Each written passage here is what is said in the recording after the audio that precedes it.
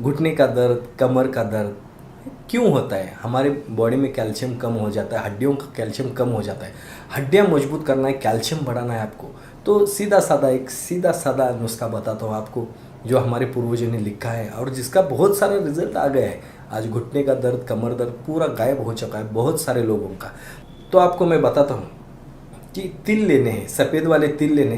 रोज़ 1 चम्मच तिल आपको खाने हैं, बस सफ़ेद वाले तिल खाइएगा, सुबह सुबह खाइएगा। वो ऐसा कुछ नहीं है कि खाली पेट लेना है या क्या करना है, कभी भी नाश्ते के बाद आप खा सकते हो। सफ़ेद वाले तिल खाओगे रोज़ 1 चम्मच, तो 15 दिन में आपको रिजल्ट आना शुरू हो जाएगा। 15 दिन के बाद आपको धीरे धीरे धीरे अपनी हड्डियाँ इतनी मजबूत हो जाएंगी कि आपको कभी घुटने का दर्द, कमर दर्द या कभी हड्डी टूटी है, फ्रैक्चर है, ऐसा कुछ नहीं हो सकता। ये मेरा खुद का अनुभव है।